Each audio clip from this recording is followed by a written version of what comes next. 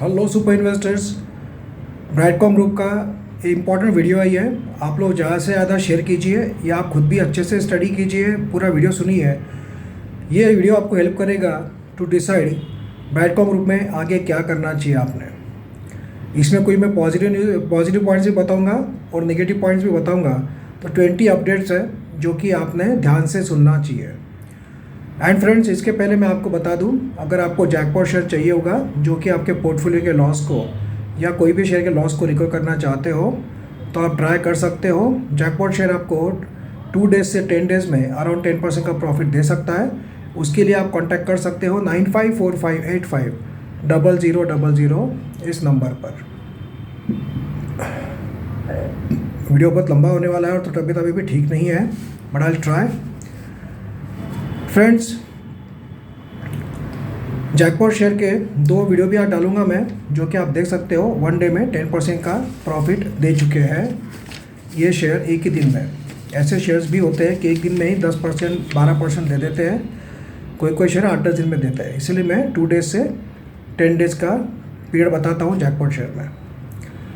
Friends, Brightcom group में आज भी 2% की गिरावट देखने को मिली। 32.50 पे क्लोज हुआ, जो कि एक डेंजरस जोन पे पहुंच चुका है। 32 रुपीज़ के आसपास पहुंच चुका है फिर से। और अगर इसको ब्रेक किया तो नेक्स्ट लेवल है 30-29 का। और ये काफ़ी इम्पॉर्टेंट है कि लगातार गिरावट हो रही है और आगे क्या करना चाहिए, तो आपको सब अपडेट्स बता दूंगा बाद में। आप डिसाइड कर सकते हो कि आपको क्या करना है। सेलिंग प्रेशर आज भी काफ़ी बना हुआ था ब्राइटकॉम ग्रुप में। वॉल्यूम आज करीब 1 करोड़ 40 लाख के आसपास हुआ। आईटी इंडेक्स आज 0.20% अप था एंड निफ्टी आज 0.20% माइनस था। हालांकि निफ्टी में बहुत अच्छी रिकवरी देखने को मिली हमें गिरावट के बाद में, बट ब्राइटकॉम ग्रुप में गिरावट बाद में हुई उल्टा। ब्राइटकॉम ग्रुप पहले ऊपर जा रहा था और बाद में जबकि निफ्टी ऊपर जा रहा था ब्राइटकॉम ग्रुप नीचे आया और लगातार गिरते रहा। और यही काफ़ी अलार्मिंग सिचुएशन हो जाती है ब्राइटकॉम ग्रुप के इन्वेस्टर्स के लिए, क्योंकि हम लोग रोज़ सोचते हैं कि आज भागेगा कल भागेगा, भागता तो नहीं है, रोज़ नए नए लो लगाते जा रहा है। आज डिलीवरी परसेंटेज देखोगे तो ओनली 31% की डिलीवरी हुई है। ये भी काफ़ी नेगेटिव फैक्टर है ब्राइटकॉम ग्रुप के लिए, क्योंकि इतना कम रेट होने के बावजूद भी अगर लोग डिलीवरी लेने के लिए तैयार नहीं है, मतलब लोग अभी भी कन्विंस नहीं है कि ये रेट से भी नीचे जाएगा, ऐसा लोगों को डर लग रहा है। इसीलिए भी लोग अभी भी डिलीवरी लेने से बच रहे हैं, ट्रेडिंग करके निकल रहे हैं। यही इस बात पे से हमें कंक्लूजन पे आ सकते हैं। पॉजिटिव पॉइंट्स क्या है ब्राइटकॉम ग्रुप में? बिजनेस बहुत अच्छा है, फ्यूचरिस्टिक बिजनेस है, सब कुछ ऑनलाइन हो गया है, तो एडटेक बिजनेस बढ़ने वाला है, कोई डाउट नहीं है। क्वांटम टेक्नोलॉजी में कंपनी एंटर कर चुकी है, वो भी फ्यूचर है। प्लस कंपनी का ऑल ओवर द वर्ल्ड अच्छे अच्छे क्लाइंट्स हैं। कंपनी लगातार नए क्लाइंट्स टाइप कर रही है, ये पॉजिटिव बात है। Q3 का नंबर्स अच्छा आने की उम्मीद है, वो भी मैंने आपको कल वीडियो बनाकर बताया, तो वो भी पॉजिटिव पॉइंट है। और कंपनी अभी भी ऑडियो कंपनी के बारे में पॉजिटिव है, बता रही है कि ऑडियो कंपनी की प्रोसेस चल रही है एक्विजिशन की, वो भी पॉजिटिव बात है। एफए का रिपोर्ट कंपनी बोल रही है कि हमने सब डॉक्यूमेंट दे दिए हैं और सब अच्छा आने वाला है, ये भी पॉजिटिव बात है। तो ओवरऑल कंपनी डेट फ्री है। ये सब पॉजिटिव बात काफ़ी है ब्राइटकॉम ग्रुप में, ऐसा नहीं कि नेगेटिव ही नेगेटिव है। बट ऐसे कौन से फैक्टर्स है जिसके कारण ब्राइटकॉम ग्रुप आने वाले 1-2 महीने में और भी गिर सकता है, इस पर भी हमने ध्यान देना चाहिए। प्रॉब्लम में कौन से इन्वेस्टर्स हैं? जिन लोगों ने 40 रुपीज़ से प्लस या 35 रुपीज़ प्लस में बाय किया हुआ है वो लोग परेशान हैं। जो लोगों ने 8 रुपीज़ 10 रुपीज़ 15 रुपीज़ में बाय किया हुआ है, पुराने इन्वेस्टर्स, उनको डर नहीं लग रहा है, उनको फ़र्क नहीं पड़ता है। बट जो लोगों ने 40 रुपीज़ प्लस में बाय करके फंसे हुए हैं, वो सब लोग परेशान हैं। आज भी मुझे एक इन्वेस्टर ने मेरे से बात की ब्राइटकॉम ग्रुप के, और वो वही पूछ रहे थे मैंने 51 रुपीज़ में बाय करके रखा है 10,000 शेयर से, मैं क्या करूँ? तो मैंने यही बताया जो आज वीडियो में बताने जा रहा हूँ मैं।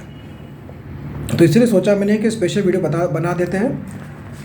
और वीडियो अपलोड करने में बहुत टाइम लग जाता है, आधा पौन घंटा लग रहा है, क्योंकि वाईफाई नहीं है यहाँ पे। फ्रेंड्स देखिए, पॉजिटिव पॉइंट तो काफ़ी है, बट अब दिक्कत क्या है? शेयर लगातार गिर क्यों रहा है? एक तो सबसे बड़ी बात, मार्केट में गिरावट चल रही है। नंबर 1 20 पॉइंट्स है, मैं नंबर 1 नंबर 2 नहीं कहूँगा, आप गिन लेना बाद में, बट 20 से 21 पॉइंट है, 20 से 21 पॉइंट्स है। मार्केट में अभी गिरावट का माहौल है, लोगों के मन में पैनिक है, तो इसके कारण भी थोड़ा सा प्रेशर बना हुआ है। नंबर 2, आईटी सेक्टर लगातार गिर रहा है सबसे ज़्यादा नेगेटिव कमेंट्री जो आ रही है आईटी सेक्टर के बारे में ही आ रही है ऑल ओवर द वर्ल्ड के एक्सपर्ट्स से, कि आईटी सेक्टर अभी भी ओवर वैल्यूड है, अभी और गिर सकता है। आप कहेंगे ब्राइटकॉम ग्रुप तो बहुत अच्छे वैल्यूएशन पे, ऐसा नहीं होता है फ्रेंड्स। आईटी पैक से बिलोंग करने वाला शेयर है, सब शेयर्स गिरते हैं तो इस पर भी कहीं ना कहीं उसका इम्पैक्ट देखने को मिलता ही है।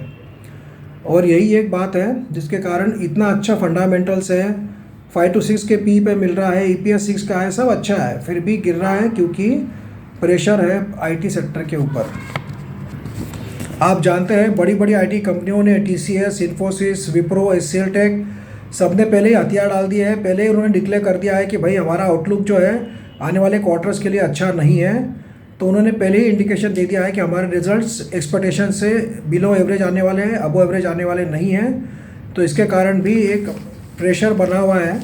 अब आप सोचिए जब इनके रिजल्ट्स आएंगे, टीसीएस, विप्रो, इन्फोसिस के रिजल्ट आएंगे 15 जनवरी के तक आसपास, किसके 12 को है, किसका 13 को है, जो भी होगा, अगर इनके रिजल्ट एवरेज आए या बिलो एक्सपेक्टेशन आए तो क्या होगा, आईटी इंडेक्स पर और प्रेशर आएगा, आईटी इंडेक्स और नीचे जाएगा।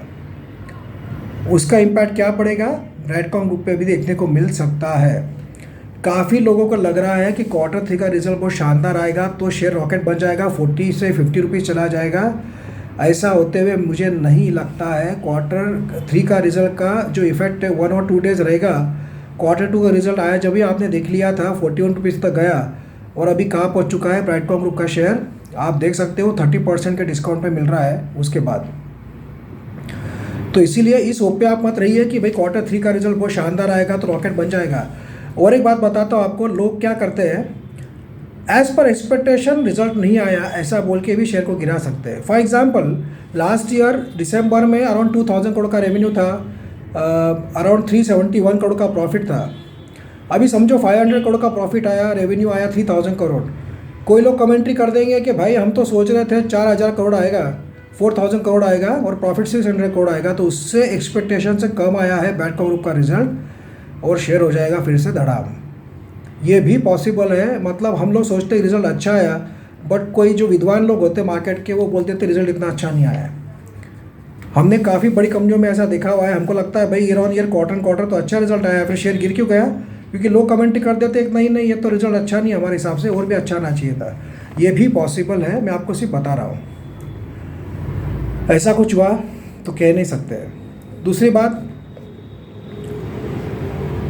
एसएचपी में इम्प्रूवमेंट नहीं है, share holding pattern promoters buy नहीं कर रही है, ये भी नेगेटिव बात है। काफ़ी लोगों के मन में सवाल नहीं आता है, मेरा सिंपल पूछ रहा हूँ, सोचता हूँ मैं कि भाई अगर इतना अच्छे वैल्यूएशन पे मिल रहा है तो प्रोमोटर्स बाय क्यों नहीं कर रहे हैं। उनके मन में कोई डर है क्या? उनके मन में 2-3 डर हो सकते हैं, मैं आपको शेयर करना चाहता हूँ। Maybe I am wrong, maybe it is not right, it is just a case work, कि भाई फॉरेंसिक ऑडिट का रिपोर्ट निगेटिव आने वाला है क्या, जिसके कारण लोग डर रहे हैं क्या प्रोमोटर्स लोग, कि फॉरेंसिक ऑडिट का रिपोर्ट नीचे आएगा, ख़राब आएगा तो और भी गिर जाएगा, जब बाय करेंगे, अभी नहीं बाय करना है। या फिर अभी जो शेयर्स जो बेच दिए प्रोमोटर्स ने कुछ दिनों पहले मार्च क्वार्टर में, उसके ऊपर सेबी की इंक्वायरी चल रही है, अगर उसके बारे में पेनल्टी बैठी तो फिर से शेयर नीचे जाएगा, ऐसा डर लोगों के मन में है क्या प्रोमोटर्स के, इसीलिए वो बाय नहीं कर रहे हैं क्या, ऐसा मन में डाउट आता है। दूसरी बात, बायबैक का स्कीम लाने में भी क्या दिक्कत है कंपनी को, समझ में नहीं आ रहा है। सभी कंपनियों के आप देख लें, ई क्लास सर्विसेज का बायबैक आया है, अभी हटसन एग्रो का आया, बिरला सॉफ्ट का आया, तानला का आया, काफ़ी कंपनियों के आ रहे हैं बायबैक इस गिरावट में, बट ब्राइटकॉम ग्रुप का बायबैक नहीं आ रहा है। तो ये भी कहीं ना कहीं मन में डाउट क्रिएट करता है कि कंपनी बायबैक क्यों नहीं कर रही है इतना सस्ते रेट में मिलने के बावजूद भी। ये सवाल भी आपके मन में आना चाहिए, आपने सोचना चाहिए कि कंपनी के मन में कहीं ना कहीं डर छुपा हुआ है क्या कि और गिरेगा, इसीलिए बायबैक नहीं कर रही है। अगर वो चाहते हैं तो इन्वेस्टर लोगों में कॉन्फिडेंस क्रिएट करने के लिए बायबैक कर सकते थे, पर वो नहीं कर रहे, ये भी एक नेगेटिव बात है। ऑडियो कंपनी का जो डिले हो रहा है वो भी कहीं ना कहीं इम्पैक्ट कर रहा है शेयर्स के ऊपर। बाद में ये जो 16 दिसंबर की जो नोटिस एनएससी ने कंपनी को दी है उसका जवाब अभी तक कंपनी ने दिया नहीं है। आज 20 तारीख हो चुकी है, 20th हो गई है, उसके बावजूद भी कंपनी की ओर से कोई जवाब नहीं है एनएससी को उनके क्वेश्चन का। तो ये भी बहुत बड़ा डाउट क्रिएट करती है कि यहाँ कंपनी को अटक रही है क्या, इसीलिए जवाब नहीं दे रही है। नहीं तो आपने देखा होगा आज कोई सेबी से या एनएससी बीएससी से कोई आता है लेटर, तुरंत 2 घंटे बाद 6 घंटे बाद ही ब्राइटकॉम ग्रुप की ओर से उसका जवाब चला जाता है। बट अभी 16 दिसंबर का जो जवाब है एनएससी का अभी तक ब्रैडको ग्रुप के मैनेजमेंट ने दिया नहीं है। ये भी कहीं ना कहीं चिंता की बात है। अगला पॉइंट यह है कि इक्विटी काफ़ी बड़ी हो चुकी है। ये क्या हो गया है अभी कि ट्रेडर्स लोगों का पैराडाइज हो गया है ब्रैडको ग्रुप का शेयर। आधा परसेंट, 1%, 2% का खेल करके वो निकल जाते हैं, और जो लोग ज़्यादा रेट में अटके हुए वो फंसे के फंसे रह जाते हैं। वो सोचते हैं मैं कैसे बेचूँ, मैं कैसे बेचूँ। भाई जिन लोगों ने 32, 33, 31 में लिया हुआ है वो लोग तो अपना प्रॉफिट बुक करना ही चाहेंगे ना। उनके मन में डर है कि भाई और गिर ना जाए, तो वो लोग फटाफट प्रॉफिट कर देते हैं। इसीलिए आप रोज़ देखते हो कि अभी आज भी देखा होगा आपने, ब्रैडको ग्रुप का शेयर ऊपर गया था, 33 रुपीज़ 85 पैसे तक गया, फिर से कहाँ पहुँच गया, 32 रुपीज़ 50 पैसा। क्यों? क्योंकि जो लोगों ने इसको ऊपर जाते जैसे ऊपर जाने लग गया, तो जो लोगों ने कम रेट में उठाया हुआ है उन्होंने शॉर्ट सेलिंग करना शुरू हो गया, फिर से बैक टू स्क्वायर वन नीचे आ गया। तो ये बहुत बड़ा प्रॉब्लम हो गया है ब्रैडको ग्रुप के शेयर में। और ये जो काफ़ी नेगेटिव कमेंट्री आईटी सेक्टर पे आ रही है, और गिरेगा और गिरेगा, तो कई फिर न्यूज़ आती है कि अमेज़ॉन ने इतना स्टाफ कम कर दिया, XYZ कंपनी ने इतने लोगों को निकाल दिया। तो ये भी कहीं ना कहीं प्रेशर क्रिएट कर रहा है आईटी सेक्टर के ऊपर। तो ये भी इम्पैक्ट करेगा ब्रैडको ग्रुप पे आने वाले दिनों में। मैं आपको यही कहना चाहता हूँ कि ब्रैडको ग्रुप का Q3 का रिजल्ट आता है, आएगा फरवरी में आएगा।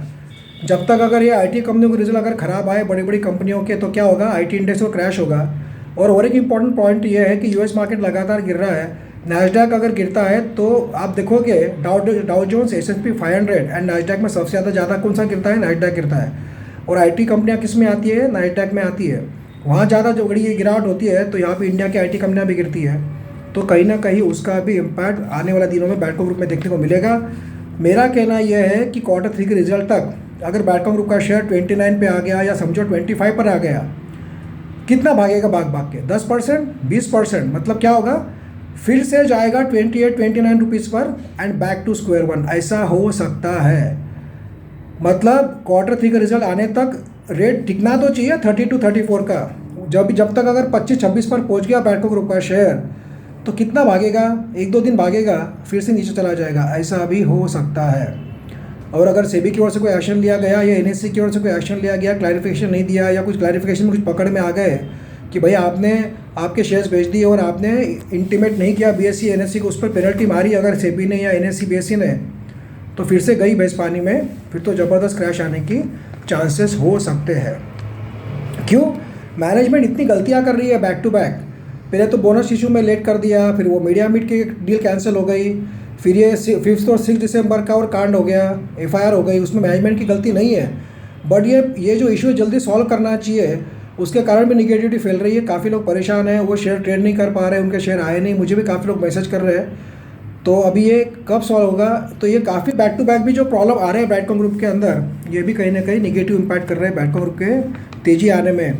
दूसरी बात, जो लोग ऊंचे रेट में फंसे हुए हैं तो पकड़ के बैठे हुए हैं, पर जो लोग अभी जो रिसेंटली बाय करते हैं, क्योंकि बड़े बड़े इन्वेस्टर जो वॉल्यूम आप देखते हैं, रिटेलर्स नहीं कर रहे हैं, ये बड़े बड़े ऑपरेटर्स और इन्वेस्टर्स लोग कर रहे हैं। तो इनको तो भाई 50 पैसे, 25 पैसे, 1 रुपया प्रॉफिट भी बहुत हो जाता है। तो ये उसको ऊपर जाने देते ही नहीं है। 1-2 रुपये भी ऊपर जाता है, तुरंत बेच कर प्रॉफिट बुक करके निकल जाते हैं। ये सबसे बड़ा प्रॉब्लम है। इसीलिए जो लोग 35, 40 प्लस में फंसे हुए हैं, उनके लिए थोड़ा वेट करना पड़ेगा, क्योंकि आईटी सेक्टर में भी मंदी है और ऑपरेटर लोग भी लगातार इसमें एक्टिव है। और इसका और एक प्रॉब्लम यह है, 20% का लिमिट कर दिया है। 20% का लिमिट भी बहुत बड़ा डेंजरस जोन है। तो ऊपर जाता है तो तुरंत प्रॉफिट बुकिंग आकर नीचे भी आ जाता है। और अभी इक्विटी बहुत बड़ी हो चुकी है इसकी, 200 करोड़ शेयर्स है, इसलिए भी प्रॉब्लम है। और आप देख रहे हैं डिलीवरी परसेंटेज 30-40% के ऊपर जा नहीं रहा है, इंट्राडे ही ज़्यादा हो रहा है। डिलीवरी कौन लेता है? इन्वेस्टर लोग लेते हैं बेचारे, यार ये रिटेलर्स लेते हैं। ऑपरेटर लोग को डिलीवरी लेते नहीं है, वो प्रॉफिट कमाकर निकल जाते हैं। ये काफ़ी फैक्टर्स है जिसके कारण ब्रैडको ग्रुप में आने वाले दिनों में और भी निगेटिविटी हो सकती है। हो सकता है बाउंस भी कर जाए, बट बाउंस करेगा तो कितना करेगा? 5%, 10%, फिर से सेलिंग आ जाएगी, फिर नीचे आ जाएगा। आप सोचिए अभी 32 के आसपास चल रहा है, 40%, मतलब करीब 30% ऊपर जाना ज़रूरी है जब 40 रुपीज़ का रेट टच कर पाएगा, जो कि थोड़ा सा अभी नियर टर्म में मुश्किल लग रहा है। आपको एक बात मैं ऑनेस्टली बताना चाहता हूँ, Q3 का रिजल्ट भी बहुत शानदार आया, तो भी नॉन स्टॉप ऊपर जाएगा ऐसा नहीं है। ऑडियो कंपनी का एक्विजिशन का रिपोर्ट आया तो भी बहुत नॉन स्टॉप ऊपर जाएगा ऐसा नहीं है। आजकल न्यूज़ के ऊपर इफेक्ट 1-2 दिन रहता है, फिर शेयर नीचे चला जाता है।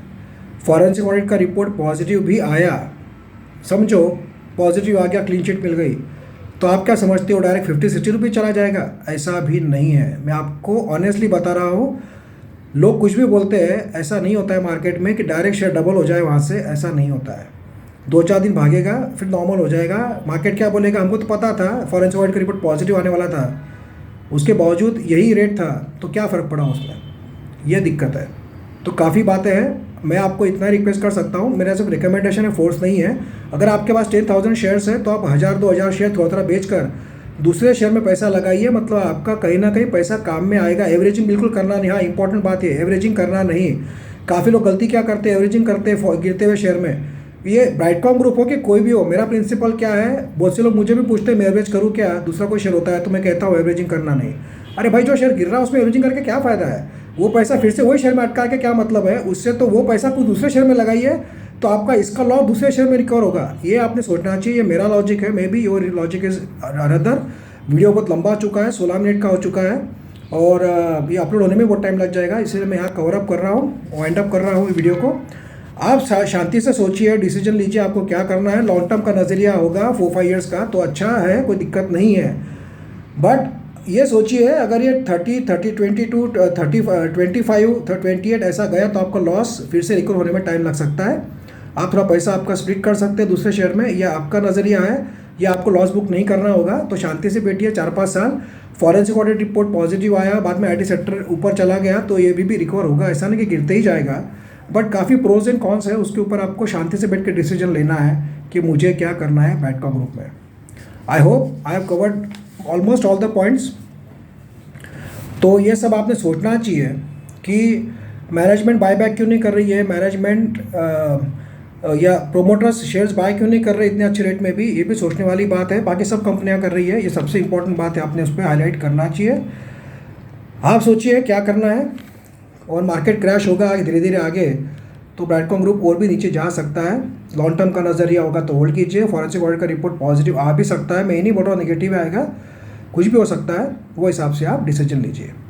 Thank you friends, all the best. मेरा ये वीडियो बनाने का मकसद डराना नहीं था, पॉजिटिव बात भी है नेगेटिव बात भी है, दोनों सोचकर आप शांति से डिसीजन लीजिए। बट फ्रेंड्स मेरा रिक्वेस्ट है एवरेज मत कीजिए, अभी एवरेज अभी भी करने का टाइम नहीं आया है। Thank you friends.